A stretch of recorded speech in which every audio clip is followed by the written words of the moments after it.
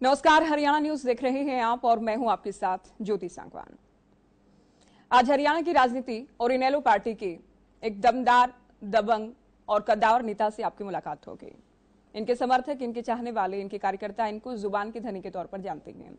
जी हां, हमारे साथ अभय सिंह चौटाला जी हैं और आज इनका एक अलग ही रूप आप देखेंगे, क्योंकि इनके साथ ताऊ देवीलाल की 5वीं पीढ़ी से आने वाले उधम सिंह हमारे साथ हैं।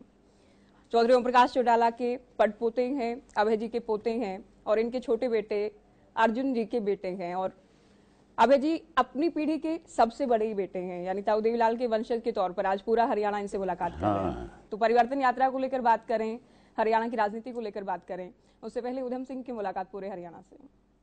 उधम सिंह जो है हमारे परिवार का सबसे छोटा सदस्य है जी, और अपनी पीढ़ी में सबसे बड़ा सदस्य है। बिल्कुल।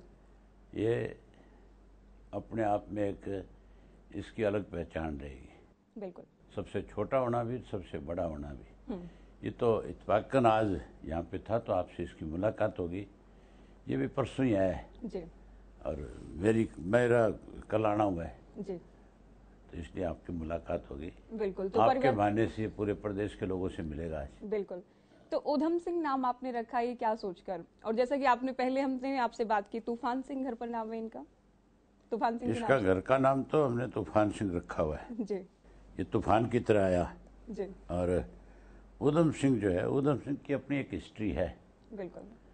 सरदार उधम सिंह जो थे, उन्होंने किस तरह से अंग्रेजों के साथ जो है अपना जलियांवाला बाग जो इशू हुआ था, उसने अपनी आंखों से देखा सारा, तभी से उसने एक फैसला किया था कि मैं इसका बदला जरूर लूंगा। और उन्होंने कितने शांत तरीके से जा करके उसको आखिरी मुकाम तक पहुंचाने का काम किया, अंजाम दिया। कैसे उसने उन सब लोगों की आत्माओं को शांति पहुंचाई जिनके साथ बहुत दुर्व्यवहार किया गया था, बहुत गलत तरीके से जिनको मारा गया था, किस तरह घेर के ले जा करके जलियांवाला बाग में कुएं में डाल करके मौत के घाट उतारा था। तो हमने ये फैसला कर रखा था। मैंने तो इसका अर्जुन का नाम रखना चाहता था उधम सिंह, हाँ, लेकिन अर्जुन का नाम तो मेरी मदर ने पहले रख दिया, तो इसलिए उसका रख नहीं पाए। तो मेरे मन में था कि एक का नाम घर में उधम सिंह होना चाहिए। तो आप ये मानते हैं कि उधम सिंह गलत के खिलाफ लड़ाई लड़ेंगे? हाँ, और हरियाणा की राजनीति में तूफान लाएंगे आने वाले दिनों में? क्यों भाई, यही करना है ना? कुछ तो करेंगे, बोले ऐसे तो नहीं रहेंगे। जी, जी। तो उधम से आपकी मुलाकात करवाई, अब परिवर्तन यात्रा को लेकर बात होगी, सरकार के कामकाज को लेकर, हरियाणा के राजनीतिक मुद्दों को लेकर, इनेलो संगठन को लेकर बात होगी अभय जी से। अभय जी, परिवर्तन यात्रा आपने शुरू की, नूह से आप चले, सिरसा पहुंच गए हैं, करीब करीब 100 दिन और करीब करीब आधा हरियाणा आप कवर कर चुके हैं। तो क्या कुछ इस यात्रा के दौरान आपने देखा? मैंने अब तक 2100 किलोमीटर किया है और 12 डिस्ट्रिक्ट्स करें। ये मेरा 52 विधानसभा क्षेत्र कंप्लीट कर दिए, 52। जब ये यात्रा हम शुरू कर रहे थे, उस वक्त प्रदेश के हालात बहुत बदतर थे। सरकार अपने मनचाहे तरीके से सबको हाँकती थी। विपक्ष सत्ता पक्ष से बहुत डरा हुआ है। जो जिम्मेवारी कांग्रेस को निभानी चाहिए थी, कांग्रेस ने सरेंडर कर दिया भाजपा का। आखिर हमें ये फैसला लेना पड़ा कि हमें लोगों में फिर से विश्वास पैदा करना है। और हमने आपस में पार्टी के सारे संगठन ने बैठ करके बातचीत करी कि किस तरह से लोगों में फिर से एक विश्वास बने हमारे प्रति, जो कहीं ना कहीं हमारी पार्टी के बिखरने के बाद गड़बड़ हुई थी। सबके अपने अपने अलग अलग व्यूज थे। कोई कह रहा था कि एक विधानसभा क्षेत्र नूह का लिया जाए, एक विधानसभा क्षेत्र अम्बाड़ा का लिया जाए, एक विधानसभा क्षेत्र सिरसा का लिया जाए, एक विधानसभा क्षेत्र नारनौल रेवाड़ी का लिया जाए। चारों जगह अलग अलग अपना इस सिस्टम को शुरू किया जाए। मैंने फिर सबके सुझाव समझने के बाद हम आपस में इस फैसले पे पहुंचे कि हमें चौधरी देवीलाल के तर्ज पे एक यात्रा शुरू करनी चाहिए, और यात्रा इतनी बड़ी हो कि लोगों को हमारे प्रति एक विश्वास हो जाए कि इस यात्रा का कोई मकसद है। हमने ये फैसला किया था कि हम पिकनिक नहीं मनाएंगे, हम यात्रा करेंगे, लोगों का विश्वास जीतेंगे, लोगों को ये विश्वास लोगों में पैदा करेंगे कि हम सीरियसली आपके लिए कुछ करना चाहते हैं। और उसका नतीजा आज ये है कि आज पूरे प्रदेश में बहुत बड़ा परिवर्तन है। आज आपने देखा होगा कि मैं जहाँ भी जाता हूँ, लोग इतने उत्साह के साथ यात्रा का स्वागत करते हैं, जो हमें खुद को भी कई दफ़ा यूँ लगता है कि लोग बहुत दिन से इस चीज़ के इंतजार में थे और हमें ये काम बहुत पहले करना चाहिए था। सरकार के प्रति बहुत बड़ा गुस्सा है लोगों में। जितना सरकार के प्रति गुस्सा है, उतना ही विपक्ष से भी लोग खपा है, क्योंकि कांग्रेस अपनी जिम्मेवारियां से भाग रही है निभाने की बजाय। यहाँ तो एक दूसरे की टांग खींचने में लगे हुए हैं। भूपेंद्र सिंह हुड्डा जो है अपने साथियों को कमजोर करने में लगे हुए हैं। आप एक चीज देखो, अभी से चीफ मिनिस्टर की बात चल रही है, कौन चीफ मिनिस्टर बनेगा। हुड्डा अपने चाहते लोगों से कहलाता है कि अगला चीफ मिनिस्टर भूपेंद्र सिंह हुड्डा बनेगा। हुड्डा तो तब बनेगा चीफ मिनिस्टर जब कांग्रेस पार्टी आएगी। कांग्रेस तो धरातल पे तो है ही नहीं, अखबारों में है, और अखबारों में रोजाना चीफ मिनिस्टर बनते हैं। ख्वाब में रोजाना मेरे ख्याल दोनों बाप बेटा सीएम बन करके सोते हैं। सुबह जब उठते हैं तब एहसास होता है कि नहीं, अभी ये रास्ता नापना बहुत लंबा है। मतलब जो जिम्मेवारी तुम्हें विधानसभा में निभानी है उससे तुम भागते हो, जो जिम्मेवारी लोगों के बीच में जाकर के निभानी है उससे भागते हो, और ख्वाब तुम्हारे इतने ऊंचे इतने बड़े हैं। ये तो भाजपा सरकार जो है, जिसका इनके साथ आपस में साठगांठ है। अदरवाइज भूपेंद्र सिंह हुड्डा ने 10 साल में जिस तरह से इस प्रदेश को लूटने का काम किया, हमने 1400 पेज की एक चार्जशीट दे रखी है सरकार को, आज तक उस पर कोई कार्रवाई नहीं है।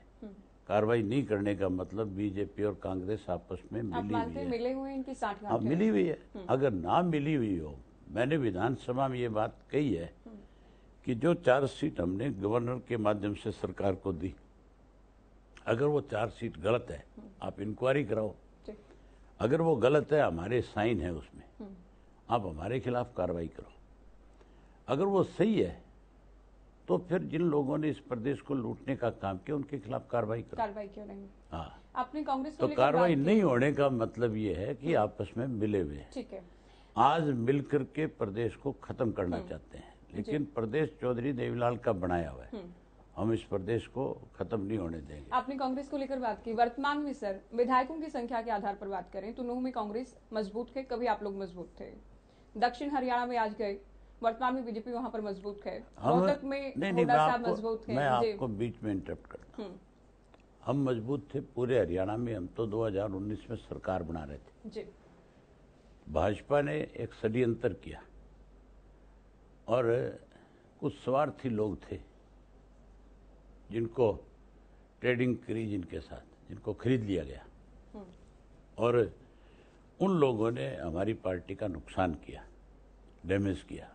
मैं इस बात को स्वीकार करता हूं। मैं कभी भी ये नहीं कहता कि भी ऐसा नहीं हुआ, हमारा बहुत नुकसान हुआ। सब ने ये मान लिया था कि इंडियन नेशनल लोकदल पार्टी तो अब खत्म हो जाएगी। बीजेपी ने, कांग्रेस ने, जो हमारे से अलग हुए थे, उन्होंने ये कहना शुरू कर दिया था कि अब लोग जिक्र करेंगे। एक थी इंडियन नेशनल लोकदल, एनएलओ। अब उनसे पूछो तो सही एक बारी कि इंडियन नेशनल लोकदल कहाँ है। अब मैं एक चीज लोगों के बलबूते पे, जो लोग मुझे मिले हैं, जिन तरह मैं लाखों लोगों से मिला हूँ, मैं उनके भरोसे पे एक बात बहुत खुल के कह सकता हूँ आज कि इंडियन नेशनल लोकदल पार्टी 2024 में सत्ता में आएगी। जो लोग हमें ख़त्म करना चाहते थे वो लोग ख़त्म हो जाएंगे, उनका नाम लेवा नहीं बचेगा कोई, और हम फिर शिखर पे पहुंचेंगे। हम चौधरी देवीलाल को कोई भुला नहीं सकता इस देश में।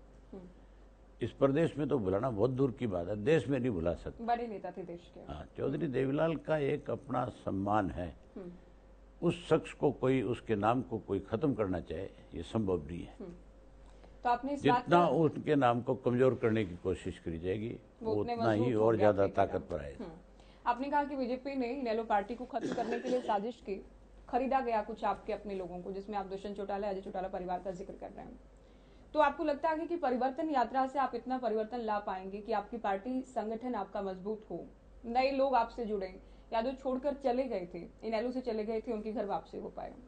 इतनी लंबी लाइन है मेरे पास, इतनी बड़ी लिस्ट है ज्वाइनिंग वालों की। मैं 25 सितंबर से पहले ज्वाइन करवाना नहीं चाहता किसी को, और मैं जिस दिन ये फैसला कर लूंगा कि मैंने ज्वाइन कराने हैं, कईयों की चूड़ी लेगी। अच्छा। कईयों का बैम निकलेगा। बड़े नेता आपके संपर्क में हैं? बड़े नेताओं से थोड़ी कोई राजनीति होती है। नाम की राजनीति नहीं है, काम की राजनीति है। आप ये मान के चलो, अब जनरेशन बदल गई। हमारा राज 2000 से 2005 में था, 24 आ गया, 20 साल निकल गए। एक नई जनरेशन आ गई, एक गैप आ गया, नए वोटर्स बन गए। हाँ, नया वोटर नहीं, नए लोग चुनाव लड़ने वाले तैयार हो गए। बिल्कुल। मैं 50% टिकटें ऐसे चेहरों को दूंगा जिनके ऊपर लोग बहुत बड़ा भरोसा करेंगे और उनको सबको जिता करके भेजने का काम करेंगे। युवाओं को टिकटें दूंगा, युवा वर्ग के लोगों को आगे लेकर के आऊंगा, युवा राज बनाऊंगा, युवा सरकार बना करके दूंगा। जी, तो युवाओं को आप अवसर देंगे, आप उम्मीद कर रहे हैं कि उससे परिवर्तन आने वाला है। वर्तमान में अगर आप मुझे एक चीज बताओ, आज की डेट में आप किसी भी गांव में जाओ, पूछो सरपंच कौन है, कई दफा तो आपको देख करके यूं लगेगा कि मैं ये सरपंच से मिल रहा हूं या किसी कॉलेज के स्टूडेंट से मिल रहा हूं। अगर वो गांव को संभाल सकता है, गांव के लोग उस पर भरोसा करके सरपंच चुन सकते हैं, तो क्या फिर वो विधायक नहीं बन सकता? क्या वो मेंबर पार्लियामेंट नहीं बन सकता? आप निश्चिंत रहो, ऐसे लोगों पे ही आज जो सरपंचों की यूनियनें बनी हुई है, जिस ढंग से सरपंचों में आज एकता है, मैं ये मानता हूँ कि ये बदलाव है। ठीक, बड़ा बदलाव आएगा। लेकिन युवाओं की आप बात करते हैं अभय जी, उधर दुष्यंत चौटाला, दिग्विजय चौटाला युवा नेता होने का दम भरते हैं, दीपेंद्र हुड्डा भी बहुत एक्टिव है इन दिनों ग्राउंड पर। नेता तो नहीं ये है। कोई बहुत बड़ा चैलेंज नहीं होगा आपके लिए, युवाओं को अपने साथ लाना, अपनी पार्टी के साथ ये लाना? नेता नहीं है, ये युवा लुटेरे हैं जिनको आप नेता कहते हो। दुष्यंत चौटाला युवा लुटेरे हैं? नहीं नहीं, एक दुष्यंत थोड़ा ही, दुष्यंत के साथ जिसका नाम आपने ओढ़ लिया था, दिग्विजय, नहीं नहीं, एक नाम और लिया। दीपेंद्र हुड्डा भी दीपेंद्र हुड्डा ने भी 10 साल के राज में लूट में कोई कसर नहीं छोड़ी। वही तो मैं कह रहा हूं कि अगर उस 1400 पेज की इंक्वायरी हो जाए तो सबके सामने आ जाएगा कि प्रदेश को किस तरह से लूट करके इन लोगों ने खाने का काम किया। जहां तक सवाल है युवाओं की बात करो आप, तो आज की डेट में युवा किस पे भरोसा करें, ये देखने की बात है। सबसे बड़ा भरोसा युवाओं का इंडियन नेशनल लोकदल पार्टी पे है। आपने मेरे कल के कार्यक्रम देखे होंगे, आप मेरे रोज के कार्यक्रम देखते हो, आप मेरे अभी चल करके कार्यक्रम देखना, 90% युवा मिलेगा आपको। उनको एक विश्वास है, उनको एक भरोसा है कि हम जिस आदमी के पीछे लगेंगे वो युवाओं को बहुत बड़ी हिस्सेदारी देगा राज में। आपने राज की बात की, गठबंधन सरकार की बात करें, इन दिनों जेजेपी बीजेपी आमने सामने नजर आते हैं, और जो बयानबाजी पहले हालांकि नहीं दिखी, करीब पिछले 6 महीने से बहुत तीखी बयानबाजी का दौर जारी है। कभी सीएम कहते हैं कि बीजेपी की सरकार के, हरियाणा न्यूज के कॉन्क्लेव में ही कहा, कभी विप्लव देव कहते हैं उचाला से प्रेमलता जीतेंगी, और कभी कहते हैं कि कोई एहसान नहीं किया जेजेपी ने समर्थन देकर। तो कैसे आप देखते हैं इस बयानबाजी को और गठबंधन के भविष्य को? मैंने जब ये गठबंधन हुआ था उस वक्त सब प्रेस के साथियों के सामने ये बात खुल करके कही थी, ये गठबंधन नहीं है, ये ठगबंधन है। ये लूटने के लिए इस प्रदेश को एक गिरोह जो है उसने बैठ करके आपस में फैसला किया है कि इस डिपार्टमेंट को तू लूट करके खा, इसको हम लूट करके खाएंगे।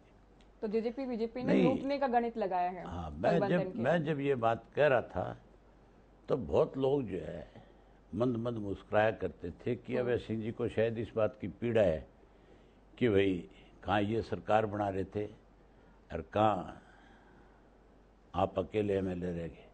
बिल्कुल। मुझे कोई पीड़ा नहीं थी, मुझे इस बात की पीड़ा थी कि लुटेरे राज में आ गए। और मैं पहले दिन से ये कहता था कि लुटेरे हैं। अब तो बीजेपी के प्रभारी ने ये बात कही, उसका आप मतलब निकाल करके देखें। उसने कहा कि भाई हमने इनको मंत्रिमंडल में जगह दी, फ्री में नहीं बनाया। दूसरा कहा फ्री में नहीं बनाया। विपुल देव जी ये बात क्लियर करे, फ्री क्या चीज़ है, कितना पैसा दिया या कितनी इनकी कीमत लगी, वो बताना चाहिए। उस चीज़ को छुपाना नहीं चाहिए। यही बात कैसी मांगड़ ने कही, उसकी जो प्रेस स्टेटमेंट आई थी उसमें भी ये था कि हमारे को फ्री में नहीं दिया इन्होंने। हरियाणा हित की बात की उन्होंने। नहीं, हित कहाँ है, फ्री क्यों कहा, फ्री का क्या मतलब है। हरियाणा की हित की बात थी तो महकमे बांट के नहीं लिए जाते। फिर तो ये है कि भाई हमने काम करना है प्रदेश के हित के लिए, फिर महकमे नहीं देखनी चाहिए आदमी को। यहाँ तो एक एक महकमे के ऊपर लड़ाई हुई है कि ये महकमा मेरे पास आएगा, ये मेरे पास आएगा। ये तो लूटने के लिए महकमे बांटे गए आपस में। और अब वो बातें इनकी जबान पे आ गई। अब जबान पे इसलिए आई है कि इनका जो बंटवारा होता था पैसे का, अब उस बंटवारे में कहीं पता लग गया कि भाई ये तो हिस्सा पूरा देने के बजाय ज़्यादा खा गए, जेजेपी ज्यादा हिस्सा खा गई। हाँ, तो अब उन्होंने जब मांगा हिस्सा, अभी तो आप देखना 2-3 चीज़ें और बहुत बड़ी सामने आएगी। मैं आज नहीं उनका खुलासा करना चाहता, मैं आपको सिर्फ आज एक हिंट दे देता हूँ। इनकी फाइल तैयार हो रही है। एक ऐसा इशू है जो 3000 करोड़ की लैंड है, जो 300 करोड़ में बट्टे खाते ले जाने की कोशिश की जा रही है। उसके डॉक्यूमेंट्स मेरे पास आ जाएंगे। जैसे ही आएंगे मैं लेकर के प्रेस के सामने बैठूंगा कि ये देखो किस तरह से लूटा इस प्रदेश को, और आज भी लूटने की तैयारी में है। इन्होंने जब इन चीज़ों का एक दूसरे को पता लगा तब एक दूसरे के पेट में दर्द हुआ और उस बंटवारे को लेकर के विवाद खड़ा हुआ। जिस दिन इनके बंटवारे की बात ठीक हो जाएगी, ये उसी दिन आप देखना दोनों आपस में ये कहेंगे कि नहीं हमारी गलतफहमी थी, वो दूर होगी, हम तो गठबंधन में है, हमें पूरे 5 साल तक इस सरकार को चलाना है। आप ये मानते हैं गठबंधन टूटेगा नहीं, ये कोई सौदेबाजी है जिसमें बीजेपी को उसका हिस्सा नहीं मिला, मुझे आज बीजेपी ने कोई हिस्सा नहीं दिया? मुझे आज भी ये लगता है कि ये सिर्फ सौदेबाजी है, ये सिर्फ दिखावा है। कितने और जलील होना है आप लोगों को, जलालत में तो कोई कसर है ही नहीं। मुख्यमंत्री ने जलील कर दिया, उसने विपुल देव जी ने कर दिया, कृष्णपाल गुर्जर ने कर दिया, कल इनका वो बाल्याण आया हुआ था मिनिस्टर जो है सेंटर का, उसने भी कह दिया। कितने लोगों से गालियां सुननी है, कितना और जलालत में रह करके इस राजनीति में रहना है।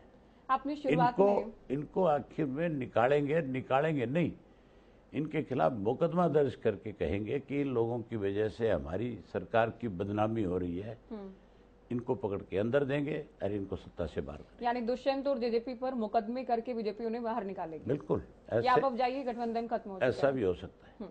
आपने शुरुआत में एक बात कही कि खरीदा गया हमारे लोगों को इनेलो को खत्म करने के लिए, तो आप इस बात को कनेक्ट कर रहे हैं अब विप्लव देव का ये कहना कि फ्री में मंत्री नहीं बनाया या फ्री में समर्थन नहीं दिया, दरअसल हमने मंत्री बनाया। उसने स्टैंप कर दिया ना, जो बात आपकी मैंने बात कही, पर मोहर लग गई है। जो मैंने बात कही थी उस पर स्टैंप किया उसने कि ये फ्री का माल नहीं है हमारे पास, ये हमने इसकी कीमत दी है। मतलब क्लियर कट कहा उसने, कुछ पाया नहीं उसने तो। यानी आप ये कह रहे हैं खरीद लिया गया, उसी कीमत की बात कर रहे हैं विप्लव देव। मैं जब कहता था ये बिके हैं तब वो सारा दिन सफाई देते थे कि हमारे ऊपर आरोप लगाए जा रहे हैं। अब मैंने जो आरोप लगाए थे उसके ऊपर विपुल देव ने मोहर लगा दी कि नहीं, फ्री का माल नहीं है हमारे पास, ये कीमत लगाई है हमने, कीमत लगाई है। उचाना सीट के समीकरणों को कैसे देखते हैं? एक तरफ चौधरी वीरेंद्र सिंह का परिवार उचाना की लगातार बयानबाजी, दूसरी ओर दुष्यंत चौटाला। उचाना की सीट जो है जिसके ऊपर ये दोनों दावेदारी जता रहे हैं अपनी अपनी, कांग्रेस वाले दीपेंद्र ने भी कह दिया कि हम हुड्डा ने भी जीतेंगे। कहा मेरा उचाना में जुलाई में जाना बनेगा, मैं आपको इनवाइट करूंगा, आप उचाना में आना। जी। मैं दावा नहीं करता, मैं तो आपको लोगों से रूबरू कराऊंगा, लोगों से पूछूंगा कि भाई तुम ये बताओ तुमने अगला एमएलए किसको चुनना है? इसको दुष्यंत को चुनना है, वीरेंद्र सिंह के परिवार को चुनना है, या हुड्डा जो कहता है मेरा ननियाल है इसके परिवार को चुनना है? लोगों से पूछेंगे अपन, लोग बताएंगे कि वहाँ से कौन चुन करके आएगा। अखबारों में बयान देने से कोई एमएलए नहीं बनते। आप ये कह रहे हैं जुलाई में हवा बदल देंगे, आप परिवर्तन यात्रा लेकर जाएंगे जुलाई में? हवा तो बदल गई। अच्छा, बदल चुकी है हवा तो बदल चुकी है। मौसम में बहुत तब्दीली है। आपने देखा नहीं अब की बार जहाँ नौतपे में ठंड लग रही थी लोगों को, तो नौतपे की ठंड जो है ये अभय चौटाला की परिवर्तन यात्रा का असर था। मौसम में भी परिवर्तन है, तो सियासी जो मौसम है वो भी बदलेगा, आप उम्मीद कर रहे हैं? बहुत बड़ा। दिग्विजय चौटाला ये कहते हैं कि वो ठाठ नहीं है इस सरकार में जो देवीलाल सरकार में थे या चौटाला सरकार में थे। राज कोई लूटने के लिए थोड़ा ही होता है। चौधरी देवीलाल तो हमेशा ये कहते थे सत्ता सुख भोगने का साधन नहीं, सत्ता लोगों की सेवा करना है। और वो जो चौधरी देवीलाल का फोटो लगाने वाले ये कहे ठाठ, तो फिर इसका मतलब आप समझ जाओ कि वो तो सिर्फ इसलिए सत्ता में आए थे कि हमने सत्ता में रह करके ठाठ करने। जितनी ठाठ की सोच रखी है उन्होंने उतना परेशान होना पड़ेगा। परेशानी उससे भी ज्यादा आएगी इन लोगों को, आप देखना। सीएम कह चुके हैं हम तो 3000 ही करेंगे पेंशन, हम इनके 5100 के वादे को नहीं मानेंगे। तो कॉमन मिनिमम प्रोग्राम का जो वादा किया गया था उसे इनेलो कैसे देखते हैं, सिंह चौटाला कैसे देखते हैं? आप मुझे एक चीज बताओ, कॉमन मिनिमम प्रोग्राम की कोई मीटिंग हुई? 3.5 साल हो गए सरकार को बने हुए। आप मुझे एक भी कोई ऐसी मीटिंग बता दो जो मीटिंग इनके कॉमन मिनिमम प्रोग्राम को लेकर के हरियाणा प्रदेश में हुई हो। शुरुआत में अनिल विज की अगुवाई में नहीं, कोई मीटिंग नहीं हुई। सिर्फ एक कमेटी बनी कि अनिल विज उसको हेड करेंगे। कोई मीटिंग आज तक एक मीटिंग नहीं हुई। कोई मीटिंग हुई तो उसकी प्रोसीडिंग दिखा दो कि ये मीटिंग हुई हमारी और इस मीटिंग में हमारी ये बातचीत हुई है। सब ये लोगों के सामने एक दिखावा था कि हम मिल करके प्रदेश को आगे लेकर के जाएंगे। ये प्रोग्राम था कॉमन मिनिमम इनका कि मिल करके प्रदेश को खाना है। 3.5 साल इन्होंने खा लिया। इस परिवर्तन यात्रा ने सब की आंख खोल दी। अब इन लुटेरों को ज्यादा दिन नहीं खा सकेंगे इस प्रदेश को ये। और जैसे ही 2024 में लोग हमारे पे भरोसा करके हमें इस प्रदेश की बागडोर सौंपेंगे, हम एक एक से हिसाब कराएंगे, एक एक लुटेरे को जेल की सलाखों के पीछे भेजेंगे। अभय चौटाला लुटेरा किसे मानते हैं? दुष्यंत चौटाला को, भूपेंद्र हुड्डा को, बीजेपी को, किसे लुटेरा मानते हैं हम? भूपेंद्र सिंह हुड्डा ने 10 साल लूटा, हमने 1400 पेज की चार्जशीट दी। हमने कहा कि अगर हमने गलत दी है तो हमारे खिलाफ कार्रवाई हो, सरकार उसकी इंक्वायरी कराए। आज मुख्यमंत्री ये कहता है कि मैं जीरो टॉलरेंस की बात करता है। मुख्यमंत्री ये बता दे दपतवार जो है उसका चीफ ओएसडी रहा है, उसने एक जमीन खरीदी बादली के पास एक गांव में, एक कंपनी बना करके अपनी पत्नी और बेटे के नाम से, जो 75 लाख में रजिस्ट्री हुई है, जिसकी एक्चुअल कीमत 45 करोड़ से ज़्यादा है। ओएसडी रहते हुए उसका सीएलयू हुआ। किसने किया, कैसे किया, उस जमीन में जो लेन देन हुआ उसकी रजिस्ट्री इतनी कम पैसे में क्यों हुई, पैसा कहाँ से आया, कितने बड़े आरोप लगे, तो क्या मुख्यमंत्री शामिल नहीं है? मुख्यमंत्री की नाक के नीचे हर डिपार्टमेंट के अंदर पैसा खाया जा रहा है। क्या मुख्यमंत्री को इस बात का ज्ञान नहीं है? एक एक बात का मुख्यमंत्री को पता है। आज जितने सीएलयू होते हैं, मुख्यमंत्री के पास डिपार्टमेंट है, जो उनमें पैसा जाता है, क्या मुख्यमंत्री को पता नहीं है? मैं अगर मुझे विधानसभा में पूरा समय दे बोलने का मैं एक एक आदमी का नाम लेकर के बताऊं कि इस आदमी ने CLU करवाया और इतने पैसे दिए, इसने CLU कराया, इतने पैसे दिए। मैं इस सेशन में देखूंगा, अगर नहीं कुछ हो पाया ढंग से तो फिर प्रेस के सामने बैठूंगा एक एक चीज़ लेकर के और मुख्यमंत्री को पूछूंगा कि मुख्यमंत्री मेरी बात का जवाब दे।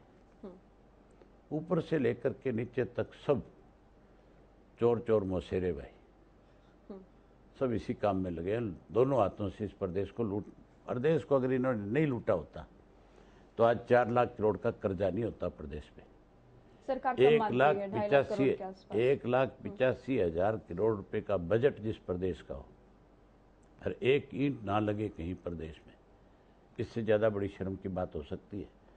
2 साल का पंचायतों का जो चुनाव नहीं हुआ, उस दौरान जो पैसा सरकार की तरफ से गांव में खर्च करने के लिए दिया गया, उसकी अगर इंक्वायरी करा ले तो उसी से पता लग जाए कि सरकार कितनी ईमानदार है। ये 2 साल का पंचायतों का पैसा भी खा गए, इन्होंने कहीं नहीं छोड़ा। ये जो शहरों की सफाई के नाम के ऊपर कितना पैसा खाते हैं, अरे उन गरीब लोगों का तो छोड़ दो बेचारों का, उनको भी जॉब देने के नाम के ऊपर पहले कहते हैं 1 महीने की तनख्वाह दे फिर तेरे को काम देंगे। इससे बड़ी लूट हो सकती है? तो अभय सिंह चौटाला हमारे साथ हैं, इनसे बातचीत हम कर रहे हैं। परिवर्तन यात्रा की झलक भी आपको दिखाते हैं, चलते हैं अभय सिंह चौटाला के साथ उनकी परिवर्तन यात्रा में। तो अभय चौटाला से संवाद हम कर रहे हैं, बातचीत कर रहे हैं। अब उनके रथ में सवार थे, इससे पहले भी हमने रथ यात्रा में इनसे बातचीत की थी। सिरसा में आप हैं अभय जी, सिरसा में आपके अपने हल्के में किस तरह का उत्साह आपने देखा? आपने देखा है कि हजारों लोग मेरे साथ आज यात्रा में चल रहे हैं। अब तक मैंने 4 गांव मेरे हल्के के किए हैं, अब 5वें गांव में प्रवेश कर रहा हूं और इस 5वें गांव में भी मुझे लगता है कि हजारों की संख्या में लोग मिलेंगे। यहाँ तो पहले से ही परिवर्तन है मेरी कॉन्स्टिट्यूंसी में। मेरी कॉन्स्टिट्यूंसी में तो जब मेरा बाई इलेक्शन था किसान आंदोलन के बाद, जब मैंने इस्तीफा दिया और उस दौरान जब मेरा बाई इलेक्शन आया था, तब मेरे जितने भी मेरे विरोधी नहीं, भाजपा के भी जो विरोधी थे वो भी मेरे खिलाफ भाजपा के साथ इकट्ठे हो गए थे। कांग्रेस ने मेरे अगेंस्ट भाजपा के पक्ष में प्रचार किया, जेजेपी ने किया, गोपाल कांडा ने किया, चौधरी रणजीत सिंह ने किया। बीजेपी ने तो अपनी तरफ से कोई कसर छोड़ी नहीं। 15-15 हजार रुपये मेरे खिलाफ एक मतदाता को वोट का भी दिया। उसके बावजूद मेरी कॉन्स्टिट्यूंसी के लोगों ने मुझे 9,000 पहले से ज़्यादा वोट दिया और मुझे फिर से जिता करके भेजा। यहाँ के लोगों का मेरे ऊपर एक भरोसा है, जितना वो मेरे पे भरोसा करते हैं मैं उससे कहीं ज़्यादा उन पे भरोसा करता हूँ। आज भी मैंने खुल के उनसे ये बात करी कि भाई अब 1.5 वर्ष है चुनाव का, इस 1.5 वर्ष में मुझे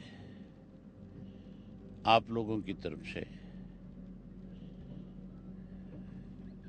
एक इजाज़त देना चाहूँगा कि अगर तुम चाहते हो कि हरियाणा में सत्ता का परिवर्तन हो तो फिर आपको मुझे फ्री हैंड करना पड़ेगा। किस तरह से फ्री हैंड?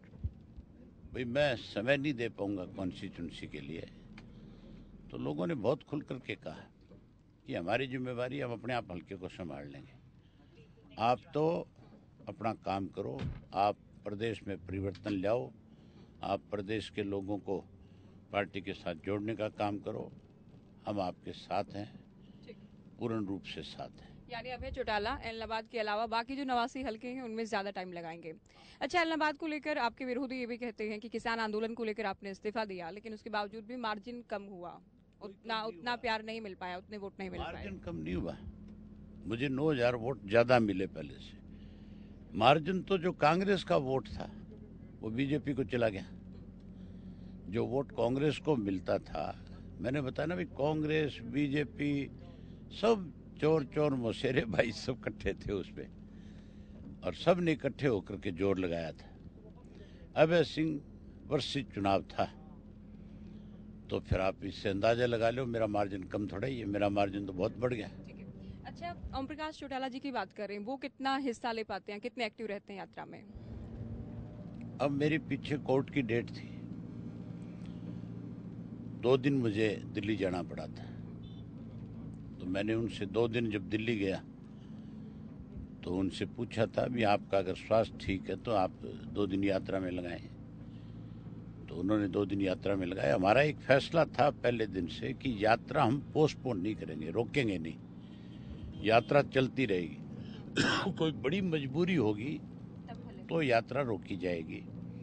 हमने यात्रा रोकी थी 2 दिन के लिए जब बादल साहब की डेथ हुई थी तब। और अब अगर यात्रा रुकेगी तो देश की बेटियों के सम्मान के लिए रोक सकते हैं। मैं वहाँ जो ये लोग धरने पे बैठे थे वहाँ ये कह के आया था भी आप कोई भी निर्णय लोगे उसके लिए मुझे अपनी यात्रा भी अगर 2-4 दिन के लिए पोस्टपोन करनी पड़ी, रोकनी पड़ी, तो मैं रोक करके भी तुम्हारे साथ आकर के खड़ा हूँगा। अदरवाइज यात्रा का रुकने का कोई मतलब नहीं है। अगर मुझे कोर्ट जाना होगा, अगर मुझे कोई और रीजन से मतलब मैं यात्रा में शामिल नहीं हो सकूँगा तो मेरी जगह, हाँ, या जैसे सेशन है तो सेशन में भी नहीं रुकी थी। चौटाला साहब ने सेशन के दौरान यात्रा में रहे थे और कोई भी रीजन हो सकता है ऐसा, लेकिन उस दौरान यात्रा को चाहे पार्टी का अध्यक्ष चलाए, चाहे कोई राष्ट्रीय सत्र का नेता चलाए, चौटाला साहब चलाए, कर्ण अर्जुन चलाए, यात्रा रुकेगी नहीं, यात्रा नहीं रुकेगी। यात्रा पूरा हरियाणा कवर करेगी जी। महिलाओं को ये जिम्मेदारी, महिला विंग भी साथ में है। अच्छा, 100 दिन चूंकि होने वाले हैं, 100 दिन को लेकर कोई विशेष कार्यक्रम? कोई विशेष कार्यक्रम हमने नहीं रखा है। विशेष कार्यक्रम हमारा एक ही है, 25 सितंबर को चौधरी देवीलाल जी की जयंती है। हम उस दिन इसका समापन करेंगे और उस दिन लाखों लोग आएंगे। उस दिन देश में एक मैसेज जाएगा, आप देखना, उस दिन सारा विपक्ष हमारे मंच पे आपको नजर आएगा और सारा विपक्ष मंच पे आकर के इस बात का ऐलान होगा, मुझे लगता है, कि अब हम मिलकर के देश में चुनाव लड़ेंगे। हम तो चाहते हैं कि उससे पहले विपक्ष की एकता हो जाए और सब मिलकर के चुनाव लड़ेंगे। हरियाणा ने देश को हमेशा एक नई दिशा दी है। चौधरी देवीलाल ने यात्रा शुरू करी थी, उस यात्रा से पहले हरियाणा में राजनीतिक जो है पलटवार हुआ और फिर उन्होंने पूरे देश में बदलाव लाने का काम किया। अब लोकसभा पहले है तो पहले देश में भी बदलाव आएगा। हरियाणा में तो आना ही आना है। देश का विपक्ष भी इकट्ठा होगा। आप जब विपक्ष की एकता की बात करते हैं या बड़े चौटाला साहब तीसरे मोर्चे की बात करते हैं, तो क्या इस विपक्ष में या एकता में कांग्रेस पार्टी भी आती है? आज की डेट में तो लग रहा है कि कांग्रेस आएगी। आना भी चाहिए कांग्रेस को। अगर कांग्रेस के लोग सीरियसली बीजेपी को सत्ता से बाहर करना चाहते हैं तो फिर उनको मान के चलो कुछ स्वार्थ छोड़ने पड़ेंगे। अगर कोई स्वार्थ रखेगा तो फिर मुश्किलें आती है। अगर स्वार्थ से ऊपर उठ करके कोई करेगा तो फिर कांग्रेस किसी के लिए अछूत थोड़ा ही है। लेकिन ताऊ देवीलाल की बात करें अभय जी, 1971-72 में उन्होंने कांग्रेस से किनारा किया, गैर कांग्रेस की राजनीति सदा वो करते रहे। तो अब कांग्रेस के साथ जाना, चूंकि ओम प्रकाश चौटाला जी को लेकर भी, अजय चौटाला को लेकर भी बार बार कहा गया कि जेल भेजने वालों के पीछे कांग्रेस का हाथ है, तो क्या वाकई कांग्रेस के साथ मिलकर आप लोग राजनीति कर सकते हैं, ऐसी संभावना? आज जो भाजपा है, आज की भाजपा में और अटल बिहारी वाजपेयी की भाजपा में बहुत फर्क है। अटल बिहारी वाजपेयी जी लोकतंत्र में भरोसा रखने वाले थे। उन्होंने हमेशा मतलब कभी भी इस तरह का जहर नहीं पैदा किया राजनीति में कि हिंदू और मुसलमान को लड़ाया जाए, सिख और हिंदू के बीच में कोई खाई पैदा की जाए, अगड़े और पिछड़े की बात करी जाए, या जात पात धर्म मजहब के नाम के ऊपर कोई विवाद खड़ा किया जाए। वो सर्कुलर आदमी थे। आज जो बीजेपी है, आज तो बीजेपी जहर से भरी हुई है। एक जहर को खत्म करने के लिए दुश्मन से भी हाथ मिलाया जा सकता है। कांग्रेस से भी हाथ मिलाया जा सकता है बीजेपी रूपी जहर को खत्म करने के लिए। आपका जब जब इंटरव्यू मैंने लिया, एक सवाल बार बार अमूमन आता ही है कि दुष्यंत आपके लिए कहते हैं नॉन सीरियस, लेकिन आप अगर यात्रा शुरू कर देंगे हरियाणा में तो आपको सीरियस लेना शुरू करेंगे। तो अब तो आधा हरियाणा आप कवर कर चुके हैं। अब इस बात का जवाब तो उन्हीं से पूछो जाके, मेरे से तो पूछने की जरूरत ही नहीं है। ये तो प्रदेश के लोग डिसाइड करेंगे कि कौन सीरियस है, कौन लुटेरा है। मैं उनको नॉन सीरियस नहीं कह सकता, मैं उनको सिर्फ और सिर्फ लुटेरा कहता हूं। उन्होंने पहले हमारा घर लूटा, अब प्रदेश लूटा है। जो लोग ये कहते थे कि हमें घर से निकाल दिया, हमारे पास कुछ नहीं दिया, आज लैम्बोर्गिनी कहाँ से आ गई? आज उनके पास टोयोटा की बड़ी बड़ी गाड़ियाँ कहाँ से आ गई? आज रेंज रोवर की बड़ी बड़ी गाड़ियाँ कहाँ से आ गई? अगर उनके पास कुछ था ही नहीं, हमने कुछ दिया ही नहीं, तो ये सब कुछ कहाँ से आया? तो दुष्यंत दिग्विजय के पास ये गाड़ियां कहाँ से आई, अभी ये सवाल कर रहे हैं। ये सवाल तो आप भी कर सकते हो उनसे। आप ये पूछ सकते हो कि आप ये कहते थे कि हमें घर से निकाल दिया और हमारा सब कुछ ले लिया, रख लिया। अजय सिंह भी बारी बारी ये बात कहता रहे। अजय सिंह से पूछो कि तेरे पास जो गाड़ी है लैंड क्रूजर, जिसकी कीमत 2.5 करोड़ से ज्यादा है, वो कहाँ से आई? अच्छा, आप क्लियर करें, क्योंकि एक तरफ जी आप उनसे पूछो ना कि 2.5 करोड़ की गाड़ी कहाँ से आई, किसने गिफ्ट कर दिया आपको, किसने दी होगी, कहाँ से आया पैसा? लैम्बोर्गिनी गाड़ी जो है उसकी कीमत 4 से 5 करोड़ रुपया होती है, वो और भी इससे ज्यादा महंगी हो सकती है। वो गाड़ी कहाँ से आई? मर्सिडीज की एक जीप है जिसकी कीमत भी 2.5-3 करोड़ रुपए से ज्यादा है, वो कहाँ से आई तुम्हारे पास? अजय सिंह की वाइफ के पास जो है रेंज रोवर है जो 3 करोड़ से ज्यादा की गाड़ी है। दुष्यंत की वाइफ के पास रेंज रोवर है। ये गाड़ियां इतनी इतनी महंगी, मतलब जिनकी कीमत आज इनकी गाड़ियों की आंकी जाए तो 50 से 100 करोड़ रुपया बनती है। तो तुम घर से निकले खाली हाथ, तो क्या उस तनख्वाह से जो सरकार से मिलती है उससे इतनी गाड़ियां खरीद ली तुमने? ये पैसा कहाँ से आया तुम्हारे पास? तो आप ये लूट कर कह रहे हैं कि दुष्यंत चौटाला या अजय परिवार ने हरियाणा को लूट कर ही करोड़ों की गाड़ियां ली हैं। मेरा सवाल नहीं है, ये आम नागरिक का सवाल है। आम आदमी ये पूछता है कि इतनी बड़ी गाड़ियों में कहाँ से चढ़े ये? अच्छा अभय जी, जब आप लोग अलग हुए, बंटवारा हुआ, उस वक्त कौन कौन सी गाड़ियां बंटवारे में इनको मिले? ये कहते हैं हमारे पास कुछ छोड़ा ही नहीं। जब अगले ये कहते हैं कुछ छोड़ा ही नहीं, सब कुछ अभय सिंह ने रख लिया, तो जब सब कुछ मेरे पास था तो फिर इनके पास आई कहां से? मैं तो ये पूछना चाहता हूँ, आपके माध्यम से पूछना चाहता हूँ। आप उनसे मिलो, आपको मिलते हैं, आप उनसे ये सवाल जरूर करना, जरूर पूछना कि ये सब आया कहां से तुम्हारे पास? आज अजय सिंह को पेंशन मिलती है, ज्यादा से ज्यादा लाख रुपया होगी। 1 लाख रुपया पेंशन लेने वाला 2.5 करोड़ की गाड़ी में नहीं चल सकता, क्योंकि इतना तो डीजल ही फूंक देगी वो है। फिर साथ में 2-3 प्राइवेट गाड़ियां चलानी, उनमें भी तो कोई खर्चा लगता होगा। कहाँ से आया सब कुछ? बस मेरा ये सवाल है। ये आपने बहुत बड़ा सवाल कर दिया आगे। इससे हरियाणा की राजनीति में देखिए प्रतिक्रियाओं का दौर तो अब शुरू होगा, उनकी ओर से भी जवाब आएंगे। अच्छा, आपने अजय चौटाला का चूंकि जिक्र किया, अजय की ओर से आपकी यात्रा को लेकर ये भी कहा गया कि अभय चौटाला तो आउट ऑफ इंडिया है या वो भारत में है ही नहीं, यात्रा में शामिल नहीं है। इससे आप अंदाजा लगा लो कि वो मानसिक रूप से कितना परेशान रहता है? जी, अंतिम प्रतिक्रिया आपकी, अंतिम जवाब आपका, आगे क्या उम्मीदें हैं यात्रा को लेकर? यात्रा नहीं, ये तो परिवर्तन हो चुका है। अभी नीचे देखो आप चल के, कितना बड़ा परिवर्तन आपको नजर आएगा। परिवर्तन में कोई दिक्कत नहीं। इस परिवर्तन के बाद हरियाणा में बहुत बड़ी भगदड़ होगी, बहुत लोग जो है परेशान हो जाएंगे। तो परिवर्तन हो चुका है, केवल चुनाव का इंतजार है। बिल्कुल परिवर्तन हो चुका। तो ये थे अभय सिंह चौटाला, परिवर्तन यात्रा को लेकर सिरसा ये पहुंचे हैं। 100 दिन होने वाले हैं और यात्रा के समापन को लेकर भी बड़ा दावा है कि बड़ा कार्यक्रम किया जाएगा। ऐसे में दुष्यंत चौटाला को लेकर, जेजेपी को लेकर बड़ा प्रहार इनकी ओर से किया गया है। साथ ही यात्रा को लेकर दावा है कि परिवर्तन तो हरियाणा में आ चुका है, केवल चुनाव का इंतजार है।